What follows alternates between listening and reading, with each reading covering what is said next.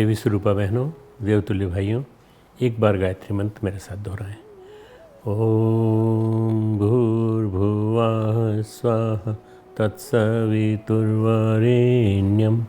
भर्गो देवस्य धीमहि धियो यो नः प्रचोदयात्। ओम नमोस्तु गुरुवे तस्मै गायत्री रूपिणे सदा यस्य वागमृतं हन्ति विषम संसार संज्ञकम्। सभी इस उद्बोधन को सुन रहे देवतुल्य भाइयों, देवी स्वरूपा बहनों, शक्ति स्वरूपा माताओं, सभी हमारे परिजन, हमारे मित्र, हमारे सभी इस मिशन में रुचि रखने वाले सभी साधकगण। आज 7वां दिन है नवरात्रि का, काल रात्रि का दिन है। काल रात्रि जो होती है वो जितना भी तमस का आवरण बच गया था उसको नष्ट कर देती है, समाप्त कर देती है। महिषासुर का वध जैसा मैंने बताया था कल, कात्यायनी ने किया था।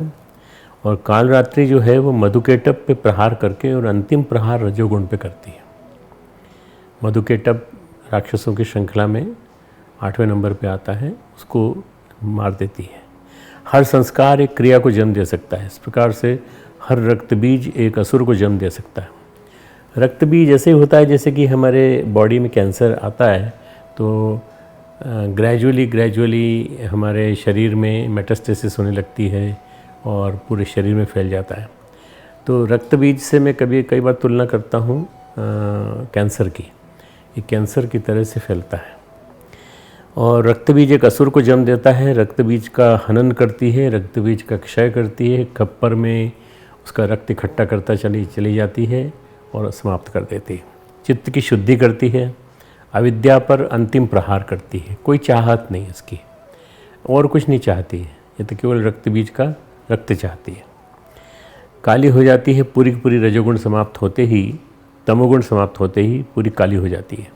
इसके बाद इसमें फिर जो प्रकाश आता है वो प्रकाश फिर महागौरी और सिद्धिदात्री के रूप में कल और परसों, हमारे परसों तो नहीं है, कल ही दिन समापन का दिन है, इसलिए कल ही हम दोनों का रूप लेंगे, महागौरी और सिद्धिदात्री।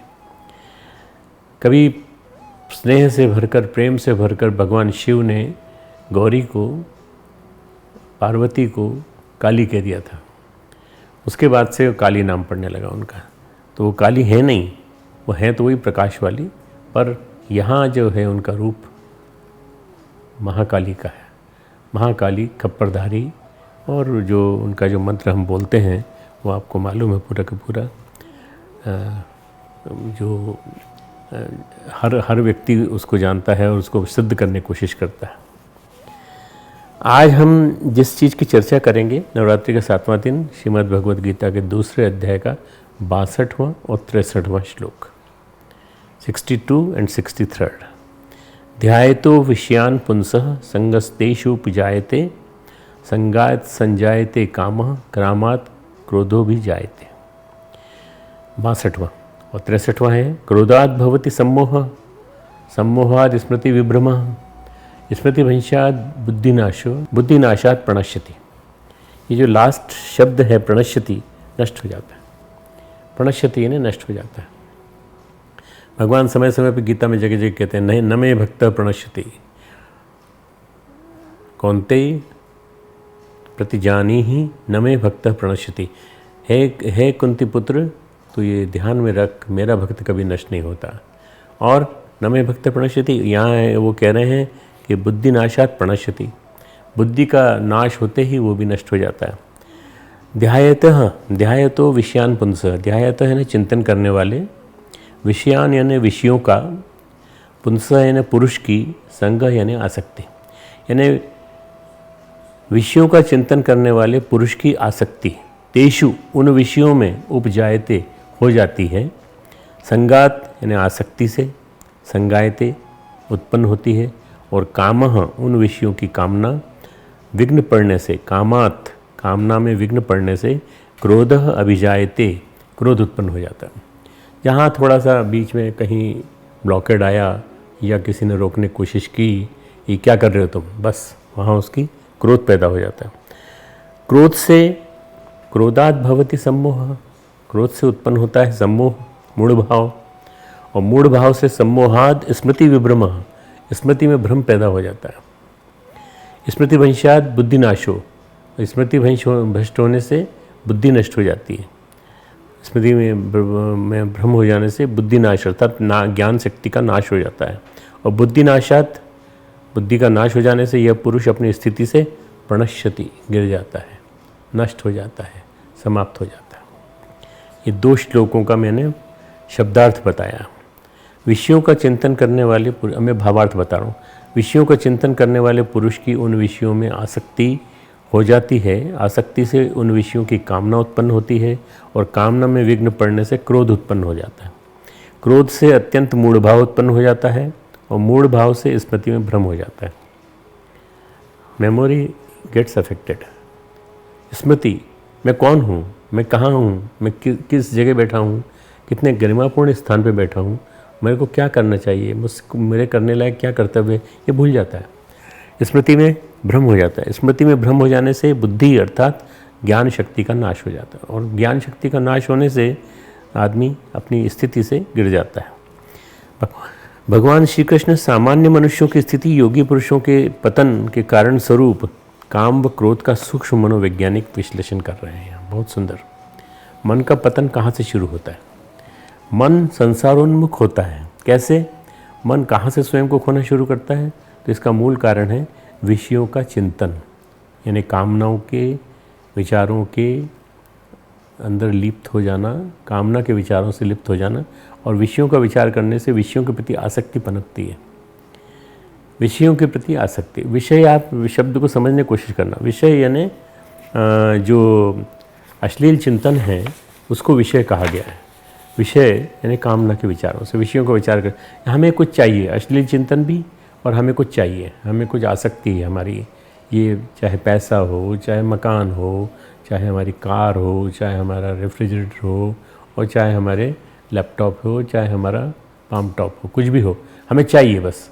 ये जो चाहिए की आकांक्षा जब बढ़ जाती है, विषयों का विचार होते ही विषयों के प्रति आसक्ति पनपने लगती है, और इसके कारण उन्हें प्राप्त करने की इच्छा होती है। विषयों के संग से मन में आकांक्षा जगती है, और आकांक्षा जगती है तो ये पहली लहर है जिसके कारण बाहरी संसार व्यक्ति के मन में प्रवेश करता है। अभी तक संसार बाहर है और व्यक्ति यहाँ है, पर व्यक्ति के अंदर संसार प्रवेश कर जाता है, और फिर इसके साथ ही सब कुछ आरंभ होता है। व्यक्ति के मन में पनपने वाले काम बीज का मूल आधार विषय के प्रति विचार है। व्यक्ति के मन में कामनाओं के पनपने का मूल आधार है, काम बीज का मूल आधार है विषय के प्रति विचार। इसी से विषय के प्रति आसक्ति पनपती है, फिर उनके भोग की कामना पैदा होती है, और उसके बाद कोई नया लैपटॉप मिल जाता, नया मुझे वो मिल जाता, मेरा जो फ़ोन है, मैं अपने पास हमेशा फ़ोन रखता हूँ, वो फ़ोन मिल जाता, या कोई अच्छा बढ़िया 12 GB वाला,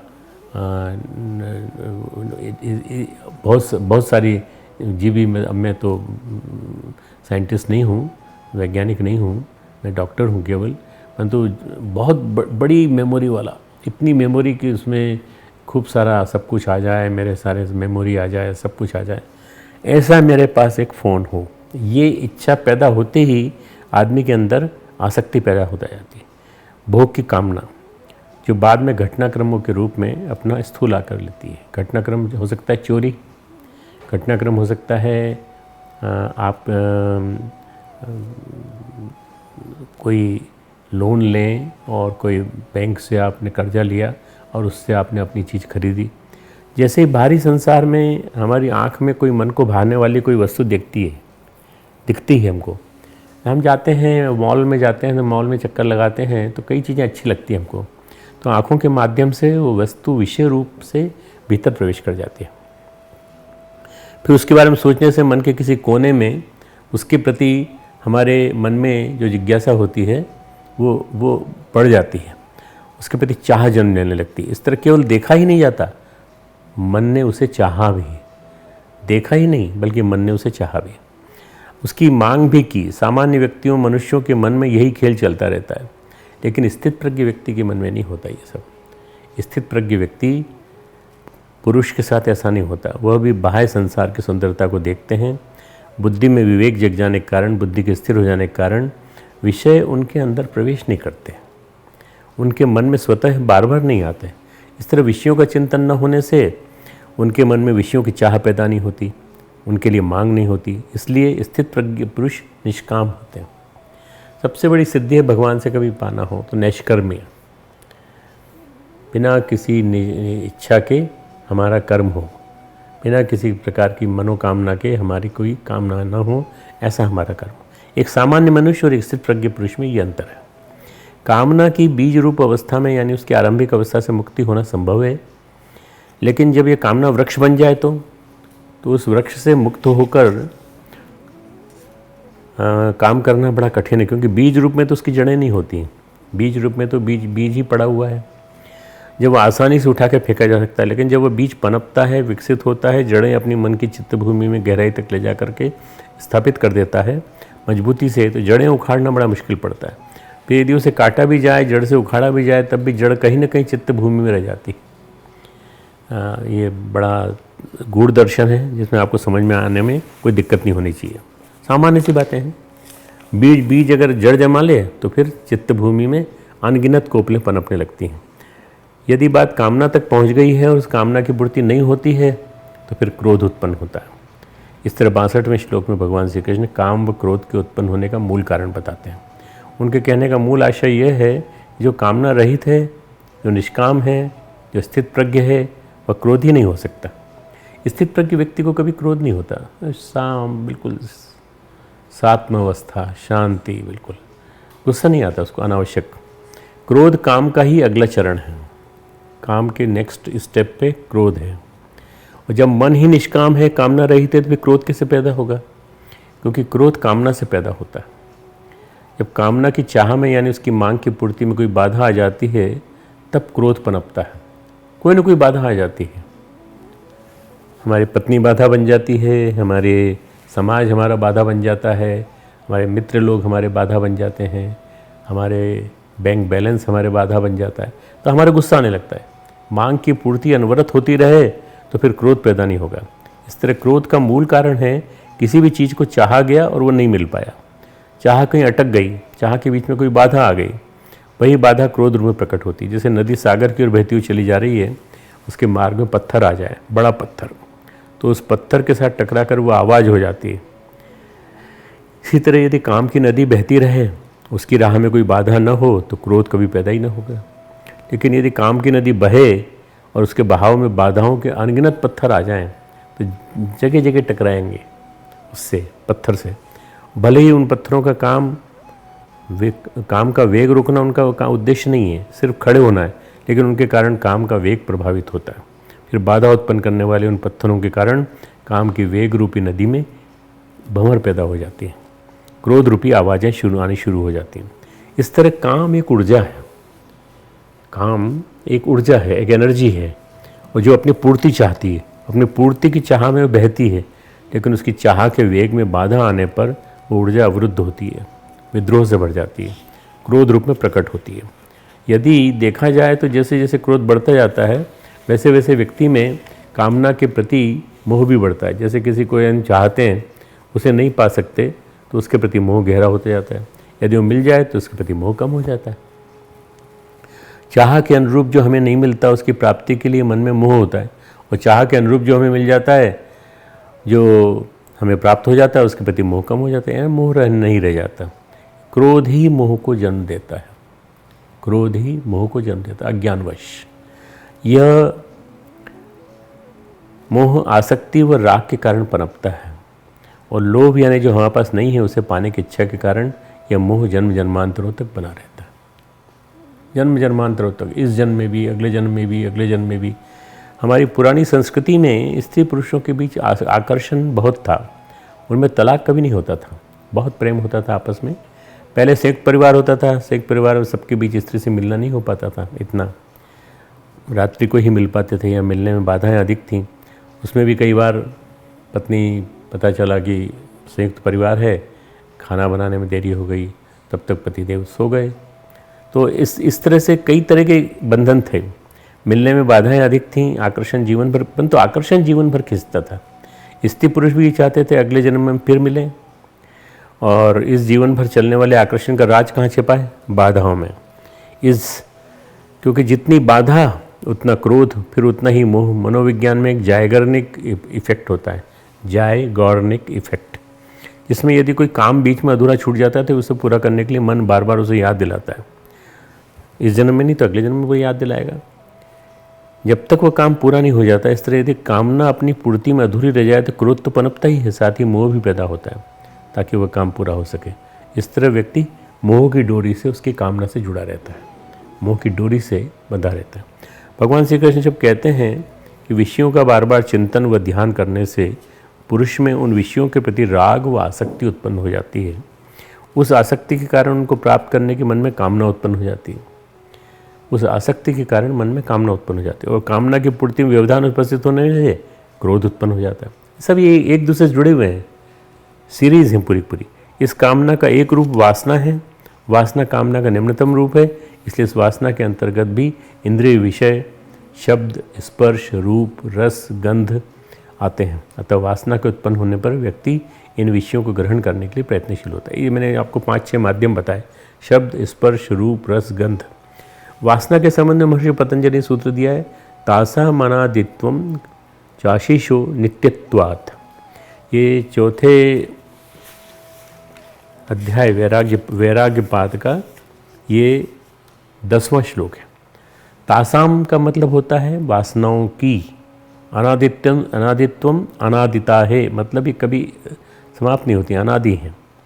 आशीषः नित्यत्वात्, क्योंकि प्राणी में अपने बने रहने की इच्छा नित्य अर्थात आदिकाल से ही है। विषयों के प्रति वासनाएं अनादि हैं, क्योंकि सभी प्राणियों में जीने की इच्छा निरंतर है, उसका अनन्य भाव से किया गया चिंतन है। कर्मों के फल भोग का वास्तविक कारण ये वासनाएं हैं। इन वासनाओं के कारण इच्छाएं, आसक्ति, राग, द्वेष सभी अंकुरित पल्लवित होने लगते हैं। वासनाएं पल्लवित होती हैं, अंकुरित होती हैं, पल्लवित होती हैं। इन्हीं के साथ साथ शुभ अशुभ कर्मों और फल भोग का सिलसिला चलता रहता है, और इनके फल भोग जीवन के विविध घटनाक्रमों के रूप में सामने आते हैं। कई बार आपको लगता है ऐसा क्यों हुआ, ऐसा क्यों हुआ हमारे साथ, ऐसा क्यों हुआ। कोई महापुरुष आपको मिल जाए, कोई ऋषि चिंतन वाला कोई महापुरुष मिल जाए तो आपको बता देगा क्या कारण है, पर आप नहीं समझ सकते इसको। फल भोग जो है जीवन के घटनाक्रमों के रूप में आते हैं, ये अति विचित्र हैं, अंतहीन हैं, आते रहेंगे, जाते रहेंगे। इसमें न तो कभी रुकावट आती है, न कभी विश्रांति के पल आते हैं। बिल्कुल ऑटोमेटिक प्रक्रिया, भगवान के कर्म फल की प्रक्रिया ऑटोमेटिक है।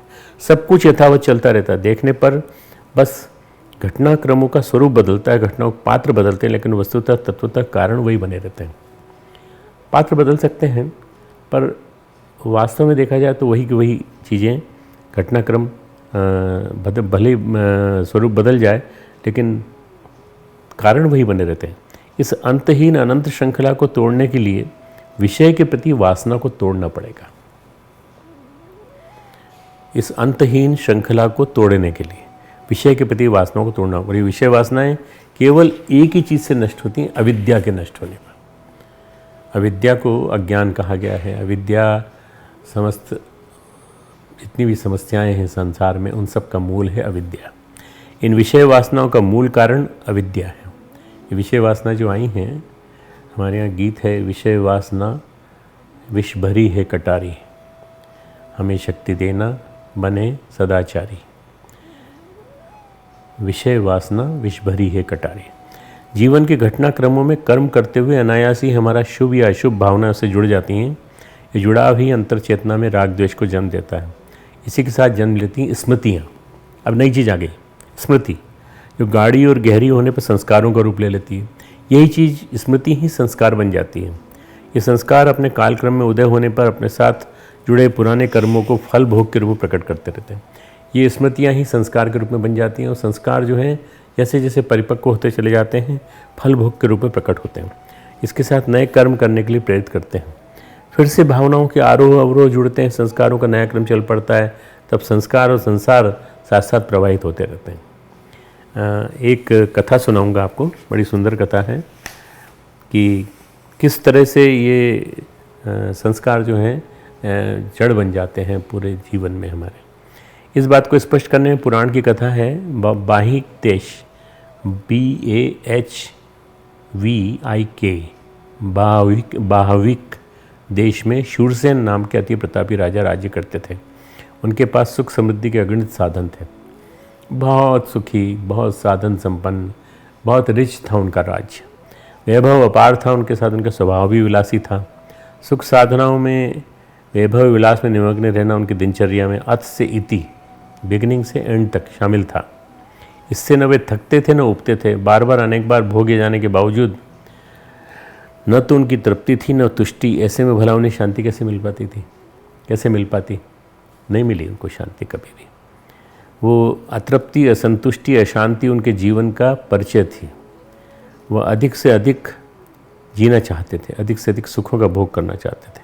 इसके लिए उन्होंने अपने राजमहल में अनेक विशेषज्ञों, चिकित्सकों, आयुर्वेद के विद्वानों का, रसायन विदों का, वैद्यों की नियुक्ति कर रखी थी। बलवर्धक बाजीकरण की अनेक औषधियों का सेवन करके अपनी सुख उपभोग की क्षमता को बढ़ाते रहते थे। उनका कल्याण चाहने वाले राजपुरोहित ने उनसे कहा भी, समझाया भी। मैत्रेय नाम था उनका। मैत्रेय ने उन्हें कई तरह समझाने की कोशिश की, लेकिन उनकी समझ में नहीं आया। उन्होंने कहा था अंतहीन चलेगा तो हजारों वर्षों तक चल सकता है। ये हमारे वैद्यराज बैठे हैं, ये हमको दवा देते रहेंगे, हम बल संपन्न बने रहेंगे, हम भोग करते रहेंगे। विषय वासनाओं की आंधी में उनका जीवन तिनके की तरह उड़ रहा था। वे उसे संभाल नहीं पा रहे थे। चलते चलते कई बार गिर जाते थे, क्योंकि शरीर तो शरीर है, शरीर की एक सीमा है।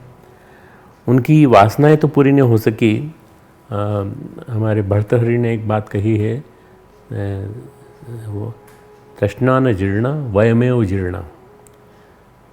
हम ही जीर्ण हो जाते हैं, वो तृष्णाएं कभी जीर्ण नहीं होती। ये जो इसी तरह से ये इनके जीवन में भी हुआ। इनका जीवन तिनके की तरह उड़ता चला जा रहा था। उन्होंने देह छोड़ दी। बल विवर्धक औषधियाँ, रस रसायन काम नहीं आए और अल्टीमेटली इन्होंने अपना जीवन छोड़ दिया। समूचे राजमहल में कोहराम मच गया। ज़्यादा रानियाँ थीं, 20-25 रानियाँ थीं। सब बिलखने लगीं। उनकी चाहत थी महाराज फिर से जीवित हो जाएं। उन सब ने राजपुरोहित मैत्रेय से इसके लिए प्रयास करने के लिए कहा, प्रयास करो भाई, अपने पास इतना साधन है, इतने पैसे हैं, इतना सब सुख सुविधा के साधन हैं, तुम कोशिश करो। राजपुरोहित ने उनकी बात मानते हुए महाराज के शरीर को सुरक्षित रखवा दिया।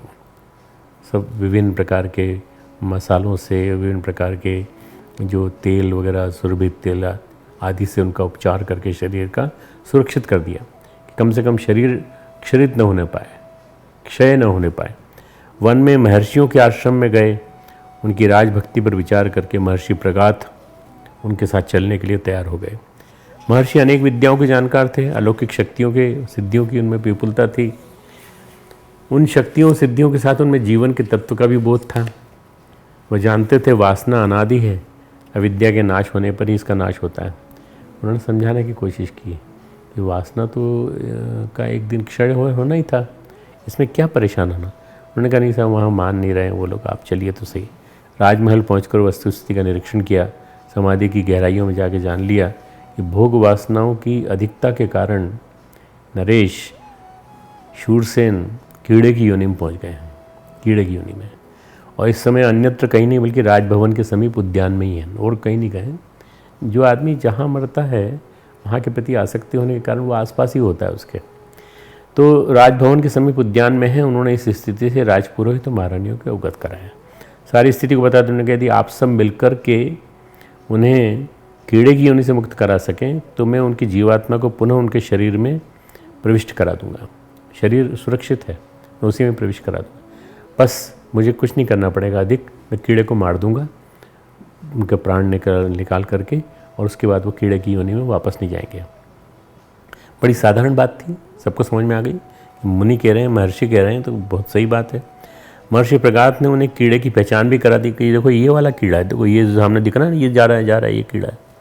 बस फिर क्या था, राजमहल के कर्मचारी सैनिकों के साथ हर इस काम में लग गए, लेकिन सुबह से शाम तक पकड़ नहीं पाया। कभी इधर भाग जाता, कभी इधर भाग जाता, कभी इधर भाग जाता। वो कीड़ा अपने जीवन की रक्षा के लिए बचता, भागता, छिपता फिरता रहा। कीड़े की स्थिति को देखकर महर्षि ने अपनी अलौकिक शक्ति का प्रयोग किया वो कीड़े के जीव से संपर्क किया। भाई ये बताओ, तुम मनुष्य की वाणी में बोलने की सामर्थ्य है तुम में? तो उसने जो सामर्थ्य जो प्रदान की ऋषि ने, उन्होंने कहा कि हाँ मैं बोल सकता हूँ। तो उन्होंने समझाया तुम इस कीड़े के शरीर का त्याग कर दो, हम तुम्हें महाराज पुनः शूरसेन के शरीर में पहुँचा देंगे, तुम्हारे पुराने शरीर को फिर से स्वस्थ एवं बलपूर्ण बना देंगे, तुम फिर अनेक 200-300 वर्षों तक तुम भोग कर सकते हो, यहाँ इच्छित भोगों को भोग सकोगे। कीड़े ने कहा महर्षि आपका कथन तो ठीक है, पर मेरे इस नए शरीर में आनंद कम नहीं है, मैं बहुत मज़ेदार जीवन जी रहा हूँ। यहाँ मैं अपनी प्रजाति का राजा हूँ, यहाँ भी मेरी रानियाँ हैं। जिस सुख भोग मैंने पुनः पुराने शरीर में प्राप्त किए, उससे कहीं ज़्यादा सुख इस शरीर में है। सुख की परिभाषा ये है, सुख अनंत होता है और अनादि होता है, और ये कैसे मिलता है ये आपको उस कीड़े की योनि में जाने के बाद पता चलेगा कैसे मिलता है। महर्षि से कीड़े ने कहा महर्षि आपका कथन तो ठीक है, पर मैंने जो कुछ भी सुख इसमें पाया है वो ज़्यादा है। कीड़े की बातें सभी ने सुनी, अब सब उसकी बातें जो कि मनुष्य की वाणी में थी सभी ने सुनी, रानी ने भी सुनी, मंत्री ने भी सुनी, और वो अपने बिल में चला गया। महर्षि ने कहा वासना अनादि है, इसी तरह प्रत्येक प्राणी में अपने जीवन और उसके कल्याण की इच्छा भी अनादि है, इसी से संस्कार और कर्मफल भोग बनते हैं। ये सारे का दर्शन है पूरा मृत्यु के बाद का। कर्मफल भोग बनते हैं, संस्कार व संसार का क्रम चलता रहता है। जब तक चित्त में विवेक का प्रकाश नहीं उदय होता तब तक अविद्या का अंधकार नहीं छटेगा। अविद्या के नाश से ही वासना का विनाश संभव है। महर्षि पतंजलि के अनुसार मनुष्य के 3 तरह कर्म होते हैं, शुक्ल कर्म या पुण्य कर्म, दूसरा है कृष्ण कर्म या पाप कर्म, तीसरा है शुक्ल कृष्ण कर्म या पुण्य पाप मिश्रित कर्म। इस संदर्भ में महर्षि सूत्र देते हैं ततः तद गुणानाम एव अभिव्यक्ति वासना नाम। अब मैं इसका अर्थ बताता हूँ। ततः का मतलब उन 3 प्रकार के कर्मों से, तद विपाकानुगुणानाम उनके फल भोगानुकूल, वासना नाम वासनाओं को, एव यानी ही अभिव्यक्ति उत्पत्ति होती है। अभिव्यक्ति ने उत्पत्ति। महर्षि पतंजलि द्वारा ये जो चौथे अध्याय का 8वां श्लोक है, चौथा मतलब वैराग्य पाद। महर्षि पतंजलि के द्वारा कहे गए सूत्र के अनुसार हमारे अपने मन में वासनाओं, कामनाओं, कल्पनाओं की अनेक लहरें उठती रहती हैं। इन कामनाओं, कल्पनाओं के सम्मिश्रित मन से विचारों का सृजन होता है, और इन विचारों की त्वरा से तीव्रता हमारे अंतर्मन में अंकुरित होने वाली कामनाओं, भावनाओं के अनुरूप होती है। यह त्वरा व तीव्रता ही, त्वरा यानी इंटेंसिटी और तीव्रता इंटेंसिटी हमारी इच्छा बनती है। इसके कारण हम कर्म में प्रवृत्त होते हैं। हमारी इच्छा के शुभ व अशुभ, शुभाशुभ स्वरूप के अनुरूप ही हमारे त्रिविध कर्मों का स्वरूप निश्चित होता है। इस तरह विषयों का चिंतन करने व आसक्ति रखने से कामनाएं, वासनाएं उत्पन्न होती हैं, और इन कामनाओं वासनाओं के कारण विषयों की ओर मन आकर्षित होता है। इस तरह दोनों एक दूसरे की उत्पत्ति के कारण होते हैं। इनका विस्तृत रूप सुख भोगों के साधनों में प्रकट होता है। अनेक अनुभवों के बाद भी इनकी लालसाएं नहीं मिटती। काम, क्रोध, लोभ, मोह बढ़ता चला जाता है। लालसा नहीं मिटती, कभी नहीं मिटती, कभी समाप्त नहीं होती। ये जितना बढ़ाते चले जाएंगे ना उतना बढ़ते चले जाएंगे। तो बिल्कुल जो गोस्वामी तुलसीदास जी ने जो कहा है ना, विषय भोग बहु घीते, बहुत सारा घी डालने से अग्नि कभी, काम अग्नि कभी बुझेगी नहीं। साथ ही बढ़ते हैं कर्म बंधन और दारुण कर्मफल भोग। कृपया उपाय मूल रूप से एक ही है, विषयों का चिंतन ही न किया जाए। लेकिन ऐसा होना संभव ही नहीं है जब तक बुद्धि में विवेक का उदय नहीं होता। विवेक के उदय होने पर ही व्यक्ति का मन परमात्मा में लगता है। इसलिए हम क्या करें, तस्मात् सर्वेषु कालेषु माम अनुस्मर, भगवान ने गीता में कहा है। तो हर समय मेरा चिंतन कर। जब भगवान का चिंतन करोगे तो और कोई चिंतन आएगा ही नहीं। भगवान यानी श्रेष्ठता, भगवान यानी आदर्श, भगवान यानी जितनी अच्छाइयाँ जीवन में हैं वो हमारे जीवन में आ जाए। भगवान का चिंतन करने के बजाय बाह्य विषयों से इंद्रियों को हठपूर्वक रोका जाए और इंद्रियों द्वारा भीतर ही भीतर विषयों की प्राप्ति करने की आकांक्षा बनी रहती है और मन परमात्मा में नहीं लगता, तो बाह्य विषयों से इंद्रियों को बलपूर्वक रोकने का प्रयास व्यर्थ ही जाता है। बाह्य विषयों से इंद्रियों को हठपूर्वक रोक लेने पर यदि मन को परमात्मा में न लगाया जाए तो साधक के पतन की आशंका बढ़ जाती है, क्योंकि यथार्थतः मन ही पुरुष के बंधन और मुक्ति में मोक्ष का कारण बनता है। मन एवं मनुष्यानाम कारणम बंध मोक्षयो, श्रुति कहती है, ब्रह्म बिंदु उपनिषद, बंधाय विषयासक्तम मुक्तये निर्विषयम स्मृतम। मन यदि विषयों में अनुरक्त हो जाए तो बंधन में कारण हो जाता है, और यदि वह विषयों से विरत होकर परमात्मा में अवस्थित हो जाए तो मुक्ति का हेतु बन जाता है। इस संपूर्ण जगत का संबंध मन का ही विस्तार है। संपूर्ण इंद्रियों का व्यापार भी मन के द्वारा ही होता है। श्रुति कहती है, मन सैवेंद्रिय जाल श्री जगति प्रवितन्यते। मैं बोल तो रहा हूँ आपको संस्कृत, पर आपको हिंदी बता दूंगा। यावदेतत् संभविति तावन मोक्षो न विद्यते, ब्रह्मणा तन्यते विश्वम मन सैव स्वयं भुवा मनोमय मतो विश्यम यन्नाम परिदर्शिते। महोपनिषद का 4 अध्याय का 49वां श्लोक। मन के द्वारा ही ये इंद्रजाल रूपी संसार फैलाया गया है, मन के द्वारा, हमारे ही मन के द्वारा। जब तक वो मन की कल्पना से उत्पन्न होता रहेगा तब तक मोक्ष प्राप्त नहीं हो सकता। यह सृष्टि स्वयंभू ब्रह्मदेव के मानसिक संकल्प से उत्पन्न हुई है, अतः यह नाम रूपात्मक मनोमय है। मन क्या है, इस रहस्य को समझाते हुए श्रुति कहती है, संकल्पनम मनोविद्धि संकल्पः तन्न विद्यते, यत्र संकल्पनम तत्र मनोति अवगम्यताम। संकल्प मनसी भिन्ने न कदाचन केंचित संकल्प जाते गलिते स्वरूपम अवशिष्यते। महोपनिषद का 4 अध्याय का 52वां श्लोक। संकल्प करना ही मन का लक्षण है, मन का एक ही लक्षण है, संकल्प करना। संकल्प रूप ही मन है, मन जो है संकल्प रूप है। जहाँ संकल्प होता है वहीं मन होता है। संकल्प से भिन्न मन को कभी किसी ने नहीं देखा। सारे संकल्पों के नष्ट हो जाने पर केवल आत्मस्वरूप ही शेष रह जाता है। निशेष अपने संकल्पों से आप अपने आप को मुक्त कर लीजिए।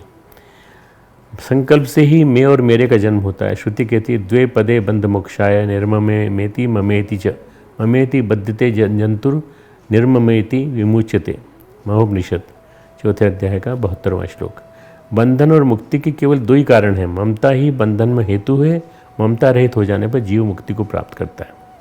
ममता रहित यानी आसक्ति रहित, ममत्व रहित।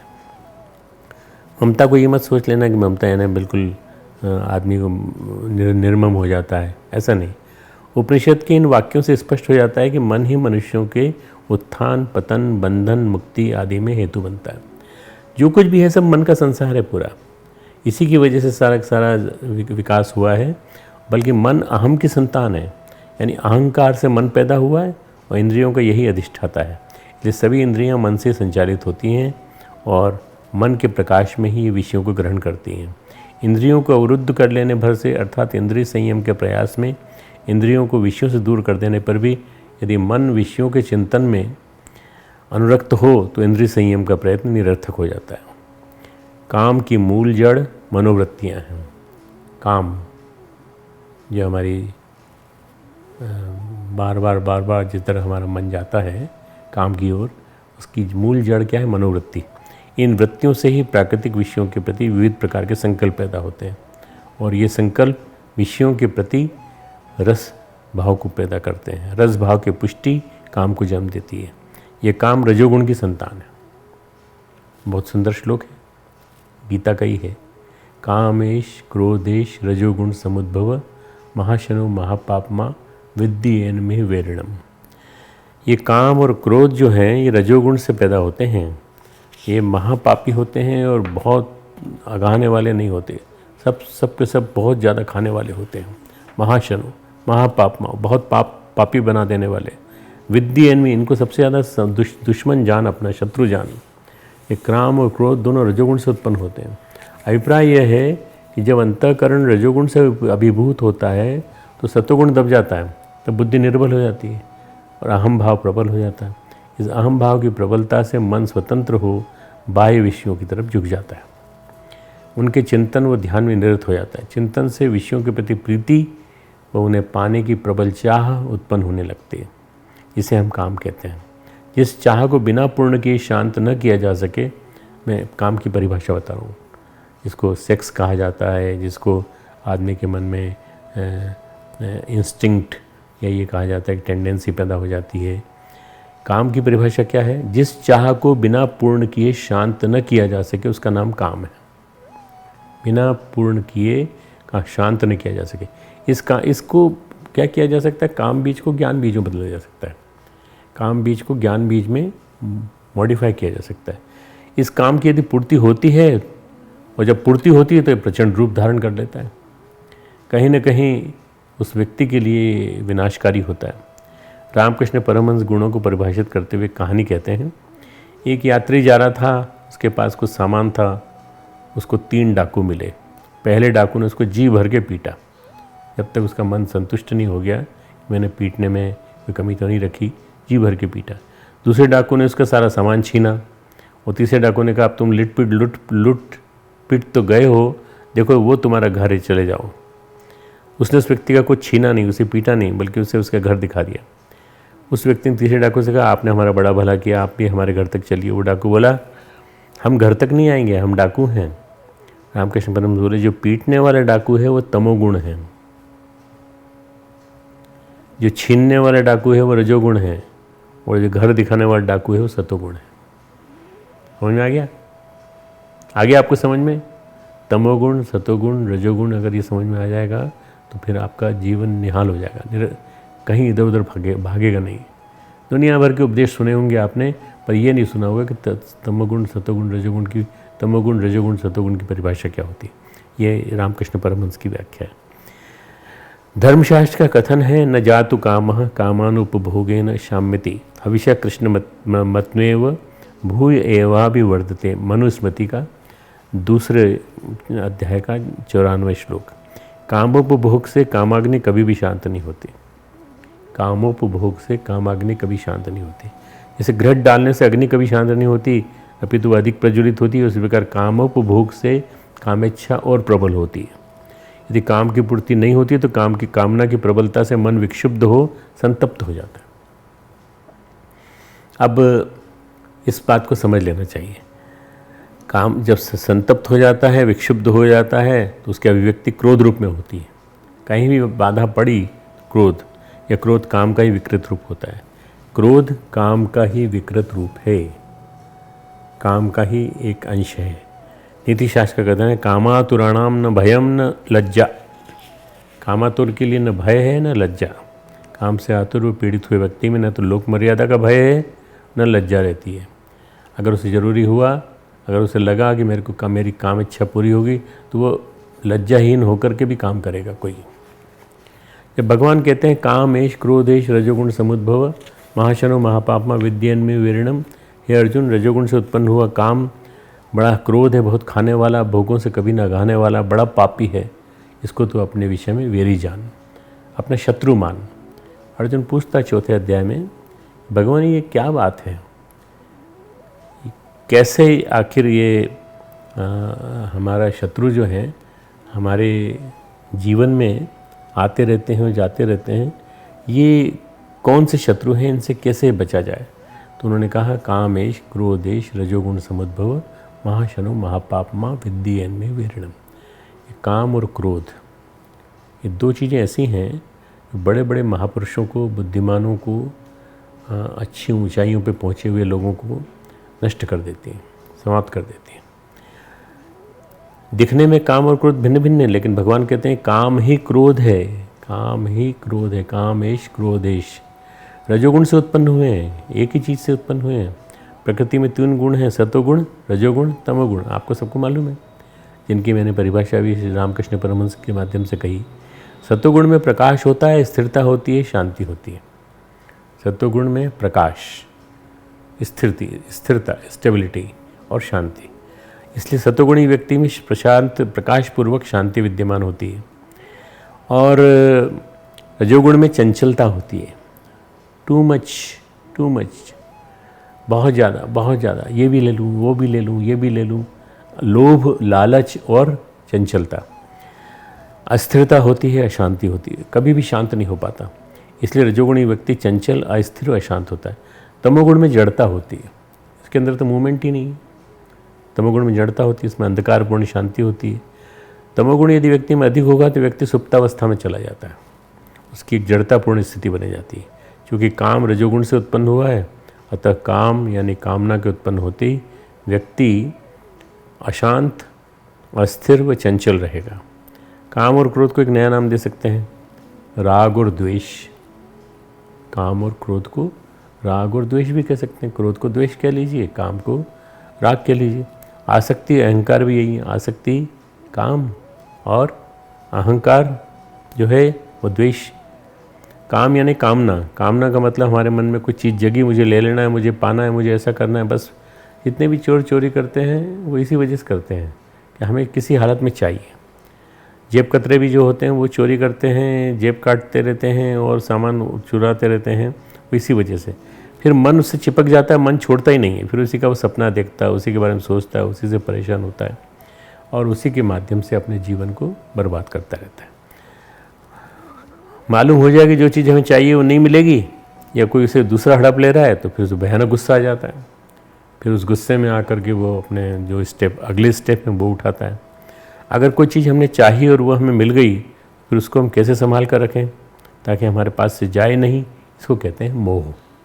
मोह मोह का मतलब होता है जो हमारे पास आ गया है या आ रहा है उसको हम कैसे संभाल के रखें। जो हमें मिल गया है वह हमें और मिले, इसका नाम है लोभ। जो हमें आ गया हमारे पास वो हमें और मिले, यह है लोभ।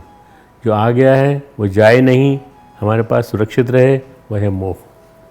ये जो कुछ शब्द हैं हमारी संस्कृति में, इन सब की व्याख्या है। और आप बाहर की संस्कृति में देखेंगे, विदेशी संस्कृति में कहीं भी इसके बारे में कहीं व्याख्या नहीं होती। भगवान श्री कृष्ण जब कहते हैं विद्येन्मे वेरिणम, अर्थात काम और क्रोध को किसी बड़े शत्रु के समान समझो, इसलिए काम व क्रोध के वेग को नियंत्रित करना सीखो, इसको व्यवस्थित करना सीखो, इस गंदगी को खाद बनाना सीखो। गंदगी से हम खाद भी बना सकते हैं और वो ऊर्जा जो है हमारे को कुछ अच्छी प्रोडक्टिव चीज़ देगी। इसके सौंदर्य को फूल खिलाना सीखो, सौंदर्य के फूल खिलाना सीखो। काम के और भी कई रूप होते हैं। काम को आप खाद के रूप में विकसित कर सकते हैं। काम अगर सुंदर हो जाए तो वो काव्य भी बन सकता है, कविता बन सकती है, साहित्य बन जाता है।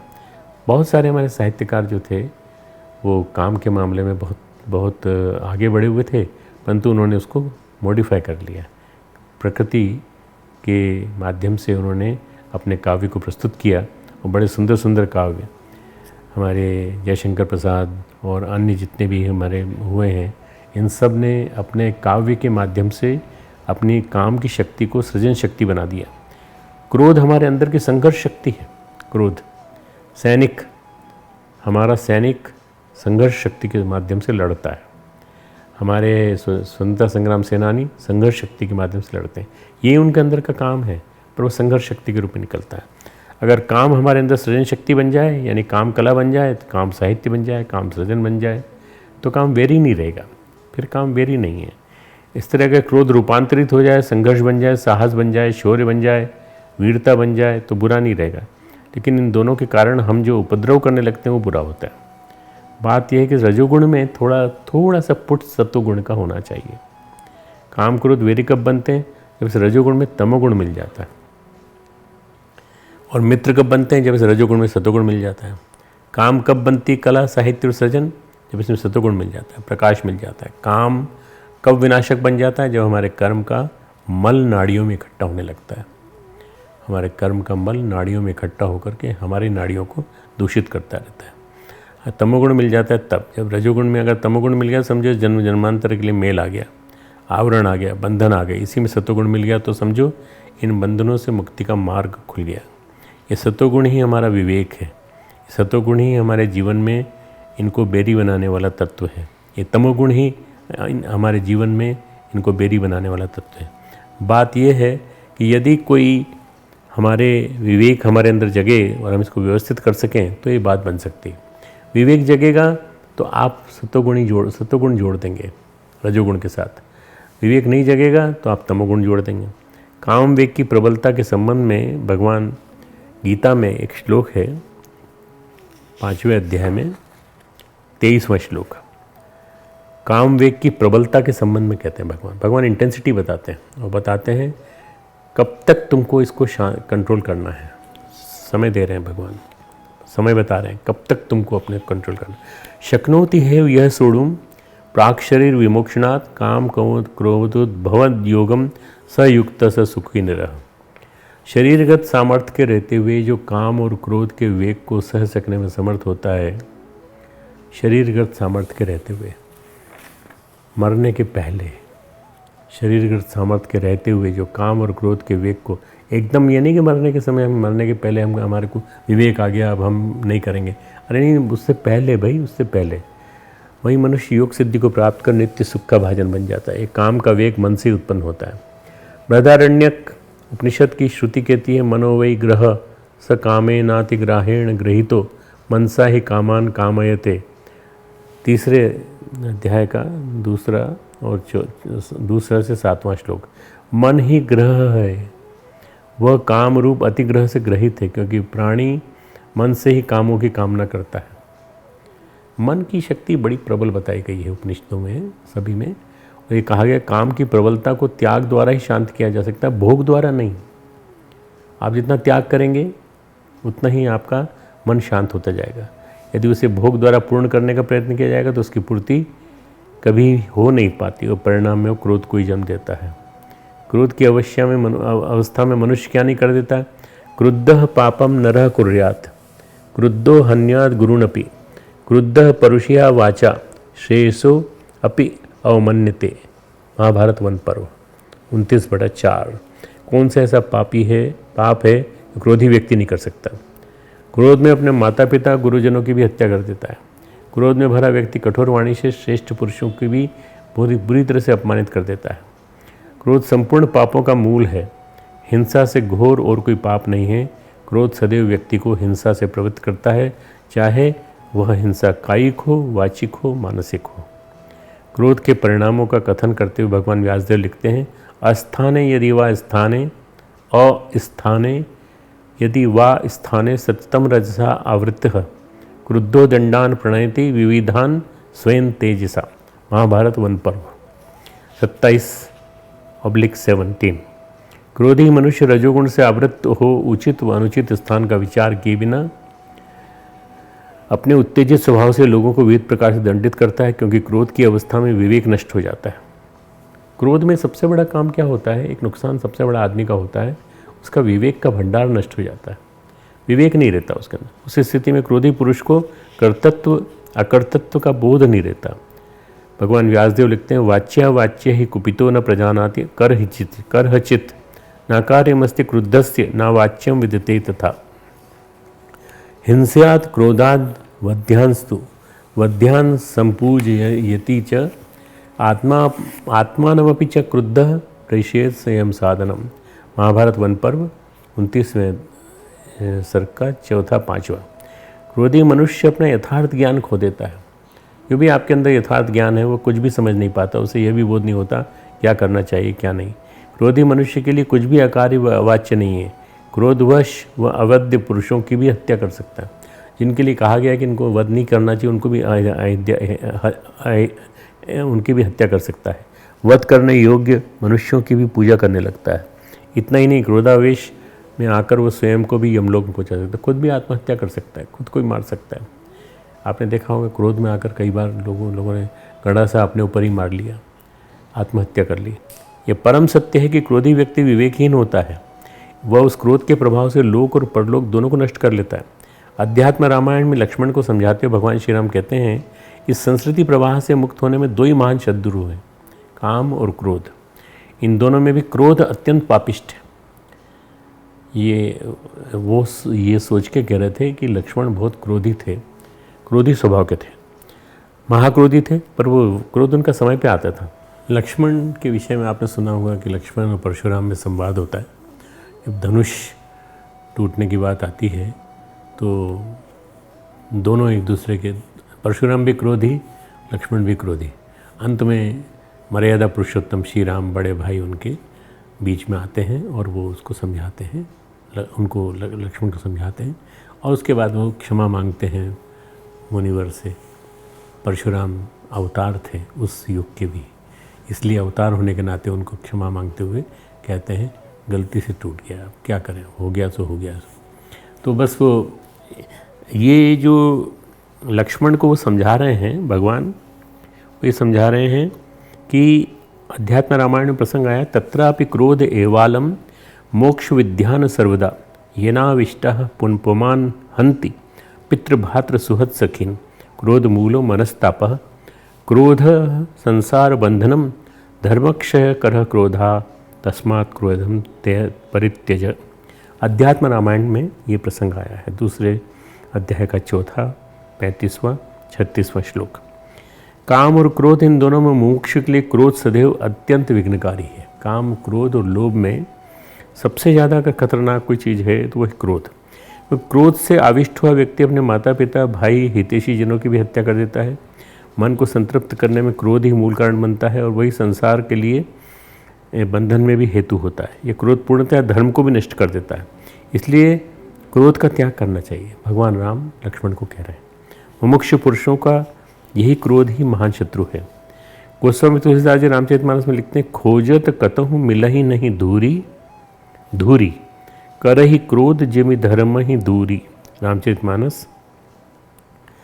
इसमें जैसे क्रोध का आवेश आने पर धर्म का ज्ञान नहीं रह जाता, यानी क्रोध धर्म को व्यक्ति से दूर कर देता है, वैसे वर्षा ऋतु में कहीं ढूंढने पर भी धूल ही नहीं मिलती, धूल नहीं मिलती कहीं। कितना बढ़िया प्रसंग है कि वर्षा ऋतु में चारों तरफ पानी बरस जाता है, धूल मिलती नहीं कहीं।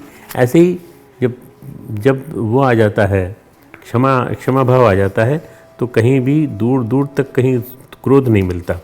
मैं अभी जो आपको बता रहा था कि क्रोध का आवेश आने पर धर्म का ज्ञान नहीं रहता, धर्म चला जाता है, धर्म की कोई भी मर्म नहीं समझ में आता। श्री रामचरितमानस के बालकांड में सीता स्वयंवर में श्री राम जी द्वारा धनुष उठाने, प्रत्यंचा चढ़ाने में उसके टूट जाने पर जब परशुराम जी अत्यंत क्रोधित होकर राजा जनक की सभा में आते हैं तो राजकुमार लक्ष्मण उनसे कहते हैं, लखन कहेऊ हंसी सुनऊ मुनि क्रोध पाप कर मूल जही बस जन अनुचित करहीं चरहीं विश्व प्रतिकूल।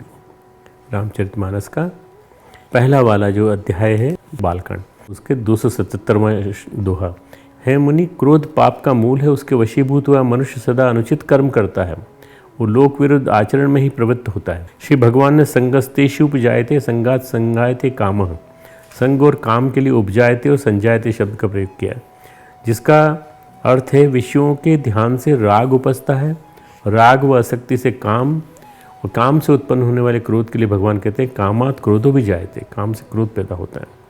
अभिप्राय यह है कि आसक्ति और काम ये दोनों एक देशी होते हैं, एक सीमा में रहते हैं, किंतु काम की आपूर्ति से विक्षुब्ध हुआ मन संतृप्त होकर जब क्रोध के रूप में परिलक्षित होता है, जब क्रोध के रूप में मॉडिफाई होकर के दिखाई पड़ता है, अव्यक्त होता है, तो एक देशी नहीं होता, उसकी कोई सीमा नहीं रहती, वो कई सीमाओं में भटक जाता है।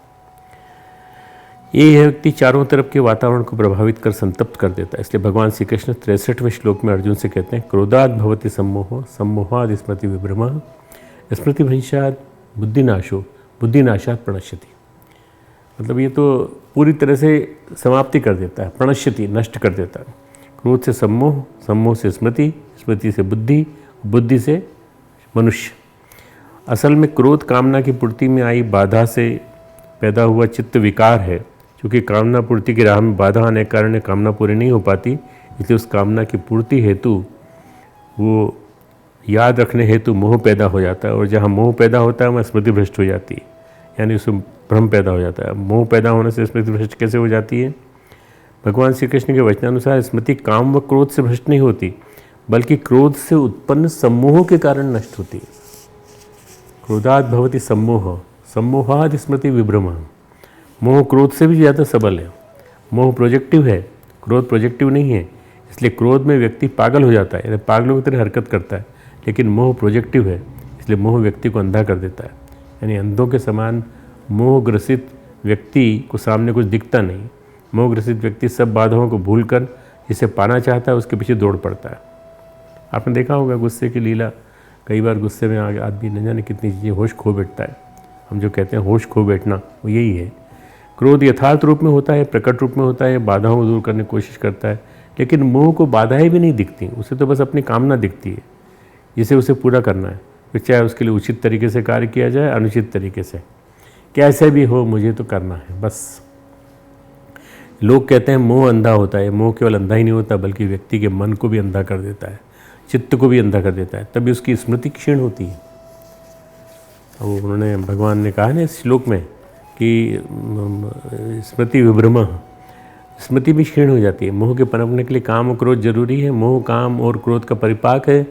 मोह के मन में पैदा होते क्वालिटेटिव चेंज यानी गुणात्मक परिवर्तन होता है, और क्रोध पैदा होने तक ये परिवर्तन नहीं होता। क्रोध तक मन सिर्फ गर्म होता है, तपता है, उसके लक्षण शरीर में दिखते हैं, लक्षण शरीर में नहीं दिखते, फिर केवल उसका व्यवहार दिखता है, मोह नहीं। उसके व्यवहार में मोह छिपा होता है लेकिन उसे पहचानना मुश्किल होता है। क्रोध की अवस्था से तो वापस लौटना संभव है, लेकिन मोह की अवस्था से वापस लौटना संभव नहीं है। इरिवर्सिबल पाथ, क्योंकि क्रोध का तापमान 100 डिग्री से ऊपर हो जाता है तब वो मोह में बदलने लगता है। यानी फिर मोह दिखता नहीं है लेकिन विद्यमान होता है, अदृश्य रूप से विद्यमान होता है, बाष्पीभूत हो जाता है। मोह स्मृति को नष्ट कर देता है, उसमें भ्रम पैदा कर देता है। आखिर क्यों? क्योंकि स्मृति का काम रिकॉर्डिंग है, वो रिकॉर्डिंग कर रही है। जैसे हमारी वीडियो रिकॉर्डिंग हो रही है और यही चीज़ आपको आज शाम को दिखेगी, देखेंगे आप इसको। तो ये जो रिकॉर्डिंग होती है, रिकॉर्डिंग जो है बिल्कुल मतलब जिसको कि रीराइट नहीं किया जा सकता, उसके ऊपर कुछ लिखा नहीं जा सकता, इसको दिखाया जा सकता है। इन तथ्यों को अपने अंदर अंकित कर लेती है, जबकि मोह के कारण तथ्य दिखाई नहीं देते।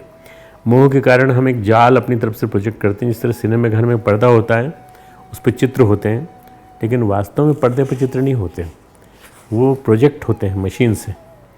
इस तरह चित्र मशीन में होते हैं, पर्दे पर नहीं। पर्दे पर तो सिर्फ चित्र दिखते हैं, असल में वो चित्र प्रोजेक्टर मशीन में होते हैं। इस तरह से मोह पैदा होने पर एक प्रोजेक्टर बन जाता है। फिर व्यक्ति को वही दिखता है जो उसे प्रोजेक्टर दिखाता है, न कि स्मृति। अब देखिए कितनी विचित्र लीला है। पूरा पूरा एक मशीन है मनुष्य, और उसी की प्रोजेक्टर जो है वो स्मृति के रूप में, वो न स्मृति नहीं बल्कि प्रोजेक्टर दिखाता है। भगवान श्री कृष्ण जब कहते हैं जब स्मृति भ्रंश होता है तो बुद्धि भी नष्ट हो जाती है। भ्रंश होना यानी पतन, ह्रास, नीचे गिरना, मार्ग से विचलित होना। भ्रष्ट होना अर्थात क्षीण होना, अपनी स्थिति से नीचे गिर जाना, और नष्ट होना यानी समाप्त हो जाना। भक्तः प्रणश्यति, नष्ट हो जाता है, अपनी स्थिति से नीचे गिर जाता है। दोनों का लगभग समान अर्थ है, भ्रष्ट होना और भ्रंश होना। स्मृति और बुद्धि में फ़र्क है। स्मृति बुद्धि नहीं है बल्कि उसकी एक फैकल्टी है बुद्धि की। स्मृति बुद्धि का कोषागार है, ट्रेजर है, ट्रेजरी है, संग्रहालय है। बुद्धि ने जो कुछ भी जाना है, जो अनुभव किया है, स्मृति में संग्रहित कर दिया है। इस तरह बुद्धि का अतीत है स्मृति। स्मृति का अर्थ है बीते हुए का संग्रह, अतीत का संग्रह। बुद्धि वर्तमान का प्रतीक है, प्रेजेंट, वर्तमान। वर्तमान यानी जो अभी हो रहा है वही पूरी तरह से स्पष्ट नहीं है। भविष्य यानी जो अभी नहीं हुआ, अनिश्चित है। इस तरह स्मृति, अतीत, बुद्धि, वर्तमान और संभावनाएं भविष्य हैं। क्योंकि अतीत सबसे ज़्यादा स्पष्ट है, वो स्मृति में अंकित हो चुका, इसलिए मोह का सबसे पहला हमला होगा तो स्मृति पर होगा। मोह जो अटैक करता है तो सीधा स्मृति पर अटैक करता है, मेमोरी पे। आप भूल जाते हैं आप कौन हैं। आप मानवीय गरिमा के अनुरूप जीवन जीने वाले प्राणी हैं, वो आप भूल जाते हैं। आप क्या करते हैं अल्टीमेटली? स्पष्ट है, जब मोह के आने से स्पष्ट डामाडोल हो जाएगा तो फिर अस्पष्ट के डामाडोल होने में कितनी देर लगेगी? जब स्पष्ट डामाडोल हो गया तो अस्पष्ट के डामाडोल होने में कितनी देर लगेगी? इसलिए मोह के प्रहार से स्मृति नष्ट होती है, और जब आधार ही नहीं है तो फिर बुद्धि का भी नाश हो जाता है। इस तरह मोह के कारण पहले स्मृति रूपी अतीत नष्ट होता है। स्मृति के नष्ट होने से वर्तमान में बुद्धि का अस्तित्व नहीं रहता, बुद्धि नष्ट हो जाती है। बुद्धि न होने से समस्त संभावनाएं समाप्त हो जाती हैं। भगवान श्री कृष्ण कहते हैं, हे अर्जुन, जब बुद्धि का नाश हो जाता है तो सब कुछ बिखर जाता है, सब खो जाता है। उसके पहले रोको, उसके पहले रोको। कहाँ रोकें? कामात क्रोधो भी जायते, काम पे रोके, कामनाओं पे रोको, क्रोध पे रोको, और जो स्मृति विभ्रंश हो रहा है वहाँ से रोको। कई जगह 4-5 स्टेप्स मिल रहे हैं जिस बुद्धि के माध्यम से स्व तक पहुँचा जा सकता था, वो माध्यम ही नष्ट हो गया। इस मोह के कारण ही हम ये नहीं समझ पाते हमारी स्थिति क्या है। मोह के कारण हम सांसारिक वस्तुओं को पाने, उन्हें बचाने की फिक्र तो होती है, लेकिन इसके कारण हम जो स्वयं से दूर हो जाते हैं उसकी फिक्र नहीं होती हमें। हम अपने स्वयं से, अपने स्व से, अपने आत्मा से दूर होते चले जाते हैं। इस तरह मनुष्य को सर्वनाश की स्थिति में पहुँचा देने वाले इस मोह यानी प्रबल आसक्ति का मूल कारण विषयों का ध्यान व चिंतन है। मूल कारण क्या है? बेसिक इटियोलॉजी क्या है? मूल कारण है विषयों का ध्यान व चिंतन। इसी कारण मनुष्य के क्रमशः आसक्ति, काम, क्रोध, मोह, स्मृतिनाश, बुद्धिनाश, सर्वनाश की स्थिति को प्राप्त होता है। ये 7 चीज़ें हैं: आसक्ति, काम, क्रोध, मोह, स्मृतिनाश, बुद्धिनाश, सर्वनाश। 7वां स्टेप है सर्वनाश। कितना अनर्थकारी है विषयों का चिंतन। इस पर केवल मुमुक्षु साधक को नहीं, सारे मानव समाज को चिंतन करना चाहिए। इसके बारे में टीचिंग चालू करनी चाहिए सब तरफ, और इसके बारे में बच्चों को भी पढ़ाया जाना चाहिए, बड़ों को पढ़ाया जाना चाहिए, हमारे MLAs और MPs को भी पढ़ाया जाना चाहिए, नेताओं को भी पढ़ाया जाना चाहिए, मंत्रियों को भी पढ़ाया जाना चाहिए।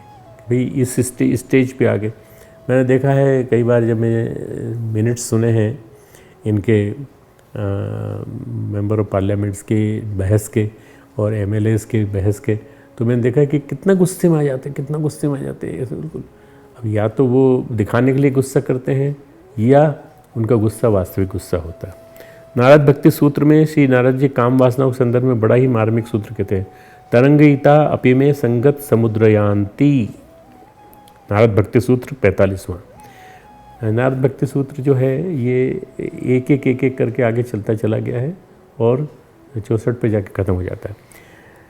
विभिन्न प्रकार की कामनाएं, वासनाएं प्रारंभ में तरंग की तरह सूक्ष्म ही हुआ करती हैं, यदि बाद में कुसंग को प्राप्त कर समुद्र सा आकार धारण कर लेती हैं। शुरुआत में तो ये तरंग की तरह होती हैं, बाद में समुद्र का आकार ले लेती हैं। अभिप्राय यह है कि प्रारंभ में इसे सावधान होकर इससे इस वासना का त्याग किया जा सकता है, किंतु जब ये प्रबल रूप धारण कर लेती हैं तो समुद्रवत अगाध हो जाती हैं, फिर इनकी सीमा नहीं है। तब इनसे पार जाना, इनका त्याग करना संभव नहीं होता। इस बारे में एक प्रसंग है ब्राह्मण कुमार अजामिल का। एक सूरदास का श्लोक है जिसमें कि बार बार दोहा है, अजामिल तारो, आपने अजामिल को भी तारा, आपने सबको तारा। भगवान नाम की महिमा है। नारद भक्ति सूत्र के मर्म को समझाता है। यह घटना श्रेष्ठ कुल में उत्पन्न ब्राह्मण कुमार अजामिल की है। अजामिल आचारवान ब्राह्मण कुल में उत्पन्न हुआ था। उसने बचपन से ही त्रैकालिक संध्या वंदन के साथ गायत्री मंत्र का जप करना सीखा था। संभवतः देव कोप था उसको सात्विक संस्कार देने वाले उसके पिता का देहावसान हो गया। माता का निधन पहले ही उसके जन्म के साथ ही हो गया था। पिता के इस असमय निधन ने अजामिल को अकेला कर दिया। पिता के इस निधन के बावजूद अजामिल ने अपनी साधना एवं अध्ययन को बरकरार रखा। यदा कदा महर्षि पुलह के पास जाया करता था। महर्षि पुलह की बड़ी महिमा बताई गई है शास्त्रों में। उसी के पास से गुजरने वाली नदी के तट पर कुटिया बनाकर साधना कर रहे थे। हालांकि महर्षि पुलह किसी से नहीं मिलते थे, फिर भी संस्कारवान ब्राह्मण बालक अजामिल से मिलने के लिए वे समय निकाल लेते थे। किशोर से तरुणाई की ओर अग्रसर अजामिल भी ऋषि का सानिध्य पाने के लिए आतुर रहता था। अक्सर जाता था उनके पास और जाकर के उनका सानिध्य पाता था। उसके मन में अनेक सात्विक जिज्ञासाएं भी अंकुरित होती थीं जिनका ऋषि अपने विवेक के अनुसार समाधान कर दिया करते थे। हालांकि इस सब के बीच में अजामिल में भावनात्मक पीड़ा के अंकुर भी फूटते रहते थे। मेरे पिता ने इतनी जल्दी क्यों शरीर छोड़ दिया, मेरी माँ मुझे छोड़ के पहले क्यों चली गई, मैं अकेला क्यों हूँ। इस अंकुरण पर ऋषि पुलह ने उसे कई बार सचेत किया, पुत्र अपनी भावुकता पर भावनात्मक पीड़ा को अंकुश लगाओ और भक्ति में रूपांतरित कर लो, अतः तुम्हारे जीवन की दिशा भटक सकती है। लेकिन अजामिल महर्षि पुलह के इस कथन को अपने आचरण में न ढाल सका। इसी बीच उसके गांव में चंद्रलेखा नाम की एक नर्तकी का आगमन हुआ। वह नर्तकी कई महीनों तक उस गांव में रही। आरंभ में तो अजामिल उससे सर्वथा दूर रहा, परंतु उसके युवा मित्र उसे बार बार समझाते रहे, एक बार चल के उसका नृत्य देखने में क्या बुराई है। ये जो बिगाड़ते हैं ना, ऐसे बिगाड़ते हैं। एक बार चलो देख के आ जाओ, उससे तुम्हारी उदासी शांत होगी, तुम्हारी भावनात्मक पीड़ा में मरहम लगेगा। कुछ मित्रों का दबाव, कुछ भावोद्वेग, कुछ अपनी इच्छा, सबसे विवश होकर अजामिल ने बात मान ली।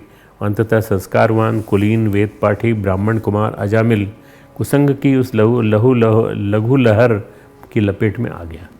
रूप यौवन से संपन्न चंद्रलेखा उसी की उम्र की थी। समूह पाश में अजामिल अचानक कब बंधा उसे स्वयं भी पता नहीं चल पाया। लावण्यमयी चंद्रलेखा भी उस तपस्वी ब्राह्मण कुमार अजामिल से सम्मोहित हुए बिना न रह सकी।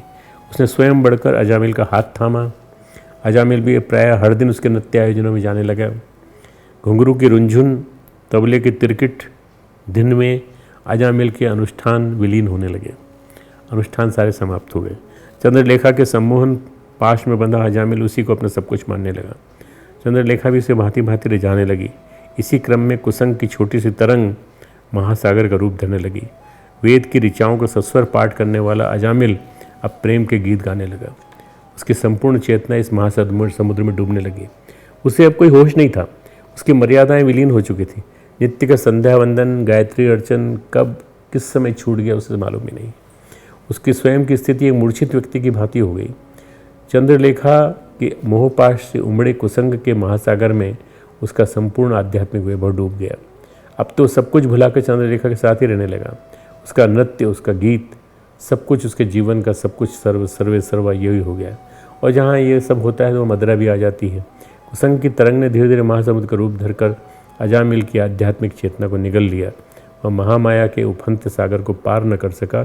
चेतना की परतों में संभवतः अभी कुछ और छिपा था जिसे प्रकट होना था। नारद भक्ति सूत्र में श्री नारद जी सूत्र कहते हैं, कस्तरति कस्तरति 46वां सूत्र है। मायाम यह संगास्ति अजति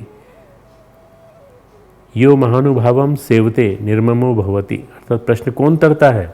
दुस्तर माया से कौन तरता? उत्तर, जो सब संगों का त्याग करता है, जो महानुभावों की सेवा करता है और जो ममता रहित होता। ममता रहित मतलब जिसके अंदर ममत्व नहीं पैदा होता किसी चीज़ के प्रति, जैसे यहाँ चंद्रलेखा के प्रति पैदा हो गया था। क्योंकि ब्राह्मण पुत्र अजामिल महामाया के दुस्तर भवों में फंस चुका था। उसके चारों ओर घना अंधेरा था। सब तरफ इस अंधेरे के साथियों से घेरे हुए थे। प्रकाश की एक भी किरण इस घने अंधेरे को भेद नहीं पाई थी। और वो एक दिन खबर आई, चंद्रलेखा ने एक सुपुत्र को जन्म दिया है, बहुत प्यारा सा। अन्य कोई तो उसके पुत्र जन्म के अवसर पर जाने को तैयार नहीं था। अतः बच्चे के नामकरण के अवसर पर अजामिल ने महर्षि पुलह को बुलावा भेजा। हे प्रभु, आप तो पधारिए, आपकी कृपा से ही मैं यहाँ तक पहुँच पाया हूँ। उसकी वेश्या पत्नी ऋषि के इस तरह बुलावे पर चिंतित थी। उसकी चिंता करने से कहीं ऋषि पुलह उसके प्रेमी व पति अजामिल को वैराग्य का पाठ न पढ़ाते। तो ऋषि पुलह का ऐसा कोई विचार न था। वह तो अजामिल के परम कल्याण के लिए चिंतित थे। इसी चिंता के साथ वे उसके द्वार पर पहुँचे। द्वार पर चंद्रलेखा अजामिल ने भरपूर स्वागत किया। इस स्वागत में कहीं न कहीं संकोच भी छिपा था। इस संकोच में दोनों के अपने अपने कारण थे। अजामिल के संकोच का कारण था चंद्रलेखा के प्रति उसका प्रेम और साधना से पतन, जबकि चंद्रलेखा के संकोच का कारण था उसके मन का पाप भाव जो लगातार दीर्घकाल से संकित होता चला जा रहा था। महर्षि पुलह उनके इस संकोच को दरकिनार कर उनसे बड़ी आत्मीयता से मिले। उनकी आत्मीयता देख दोनों को रोना आ गया। देर तक यूँ उनका रोना चलता रहा। फिर अजामिल कहने, भगवान क्या अब भी मेरे उद्धार की कोई राह शेष है?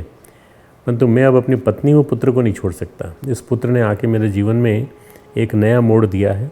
उसके इस कथन पर ऋषि पुलह ने कहा, पुत्र तुम्हें किसी को भी छोड़ने की जरूरत नहीं है, भगवान के सभी अपने हैं। चंद्रलेखा ने उत्साह से कहा, क्या मैं भी? उस तरह से पूछने से ऋषि पुलह ने कहा, हाँ पुत्री, तुम भी। प्रभु के तो सभी अपने हैं, वे कभी किसी को नहीं भुलाते। हाँ, हम ही किसी न किसी रूप में उनसे मुख मोड़ लेते हैं।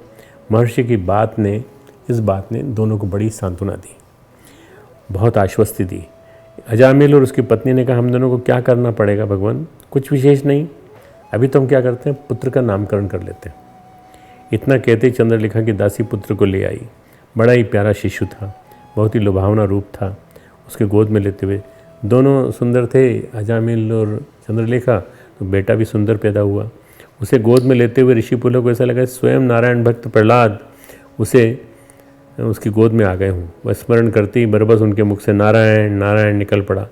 वे दोनों पति पत्नी भी अनायास नारायण नारायण बोल पड़े। इस उच्चारण के बाद अजामिल ने कहा, भगवान क्या इसका नाम हम लोग नारायण रख लें? अवश्य पुत्र, अब से इसका नाम नारायण ही होगा। मुनिराज बोले, परंतु आपने हमारे उद्धार का कोई उपाय नहीं बताया। तुम्हारे पुत्र का ये नाम ही तुम्हारा उद्धार करेगा। इसके अतिरिक्त यदि कुछ और करना चाहते हो तो एकादशी का व्रत करो बस। एकादशी का व्रत सभी पापों का हरण व शमन करता है। एक बात और पुत्र, जब तुम अपने बेटे को नारायण नाम से पुकारना तब यह स्मरण रखना, यही नाम परम करुणामय परमेश्वर का है। तुम किसको बुला रहे हो? परमेश्वर को बुला रहे हो। इतना कहकर वो चुप हो गए। चंद्रलेखा महर्षि के इस तरह से चुप होने में बोली, हम दोनों को क्या बस इतना ही करना है? एकादशी का व्रत और नारायण को पुकारते समय भगवान का नाम? हाँ पुत्री, करना तो इतना ही है, पर निष्ठापूर्वक सच्चे निष्कपट भाव से। अब जब भी अजामिल और उसकी पत्नी अपने पुत्र का नारायण नाम लेते तो उन्हें बरबस परमेश्वर याद आ जाते, मन में भाव विगलित होकर आँखों से अश्रु बहने लगते। नारायण का भावपूर्ण स्मरण करते हुए उनका सब कुसंग छूट गया। उन्हें पता ही नहीं चला कि कब नारायण उनके अंदर समा गए। उनके मन की कालीमा हटने लगी, मिटने लगी। अब तो यदा कदा ऋषि पुलह के पास भी आ जाते। एकादशी की व्रत विधान, उपवास उसने स्वर्ण जैसा सुगंधित कर दिया उनका जीवन। अब उनकी कुसंगों के प्रति आसक्ति टूट गई और उनका चित्त ममता रहित, आसक्ति रहित हो गया। धीरे धीरे द्वेष दुर्भाव टूटने छूटने लगे। उनके अंतर हृदय में प्रसन्नता अविचल व स्थिर हो गई। एक दिन वे चकित होकर ऋषि पुलह के पास आए। भगवान, आपके सत्संग ने हमें चमत्कारिक रूप से बदल दिया। चंद्रलेखा अब एक सात्विक पत्नी बन गई है और उसकी नारायण की माँ बन गई है। मैं नारायण का पिता हूँ। इतना कहने में ऋषि पुलह ने कहा, पुत्र, ये तो नारायण नाम का चमत्कार है। नारद भक्ति सूत्र में देवर्षि नारद कहते हैं, काम क्रोध मोह स्मृति भ्रंश बुद्धिनाश सर्वनाश कारणत्वात्। भक्ति सूत्र का 44वां श्लोक। कुसंग से उत्पन्न हुए काम क्रोध मोह स्मृति वंश बुद्धिनाश, ये सभी सर्वनाश में कारण बनते हैं, परंतु इनके मूल रूप में अवस्थित जो विषयों के प्रति प्रीति व आसक्ति है प्रारंभ में सूक्ष्म होती है, लेकिन दुसंग या कुसंग से और मैं समुद्र के समान विशाल आकार धारण कर लेती है। इस तरह भगवान श्री कृष्ण अर्जुन से दूसरे अध्याय के 62वें 63वें श्लोक में सामान्य व्यक्तित्व की लगातार गिरती हुई स्थिति, योगी व्यक्तित्व के पतन के कारणों को बड़े मनोवैज्ञानिक ढंग से समझाते हुए कहते हैं, विषयों के चिंतन से आसक्ति होती है। दूसरा, आसक्ति से व्यक्ति के मन में कामनाएं जन्म लेती हैं। तीसरा, कामना की पूर्ति में बाधा पड़ने पर क्रोध पनपता है। चौथा, क्रोध करने मात्र से कामना पूरी नहीं होती, इसलिए क्रोध करने के बावजूद कामना कर की पूर्ति हेतु मोह पैदा होता है। पांचवा, मोह पैदा होने से स्मृति भ्रंश यानी यथार्थ स्मृति का ह्रास होता है। छठा, स्मृति के ह्रास से बुद्धि का नाश हो जाता है। सातवां, और बुद्धि का नाश होने से व्यक्ति अपनी स्थिति से गिर जाता है, यानी स्व से बहुत दूर हो जाता है। ये स्थित प्रज्ञ प्रसंग का जो श्लोकों का प्रसंग था यहाँ तक। इसके बाद आगे दो श्लोक और रह जाते हैं, जिनको हम कल लेंगे। आज की बात यहीं समाप्त करते हैं। और सबसे बड़ी बात ये कि ये जो प्रसंग है स्थित प्रज्ञ का, मैंने पहली बार कहा है और मैं बड़ा प्रसन्न हूँ कि मैं आप सबके बीच में ये प्रसंग कह रहा हूँ। स्थित प्रज्ञ के माध्यम से परम पिता परमात्मा, परम शक्तिशाली गीताकार हमारे भगवान कृष्ण, उनकी लीला को, उनकी वाणी को मैं कह रहा हूँ। परम पूज्य गुरुदेव, वंदनीय माता जी, दोनों की चिंतन चेतना के माध्यम से अनुप्राणित होकर के आपने इसे सुना। मैं आप सबको भाव भरा धन्यवाद देता हूँ कि आपने मन लगा करके इसे सुना। खूब खूब मंगल कामनाएँ, खूब खूब आशीर्वाद गुरुदेव माता जी के। और कल सुनेंगे अंतिम 7वां दिन। कल हमारा 8वां दिन है और कल 8वां दिन जो है ये अंतिम दिन है, जिसमें हम 2 देवियों के बारे में चर्चा करेंगे और हम 2 श्लोक और जो रह गए इसके आगे के, उन 2 श्लोकों की व्याख्या करेंगे। हमारे YouTube चैनल शांति कुंज वीडियो गायत्री परिवार को सब्सक्राइब करें एवं बेल आइकन जरूर दबाएं ताकि गायत्री परिवार की विभिन्न गतिविधियों की जानकारी आपको मिलती रहे।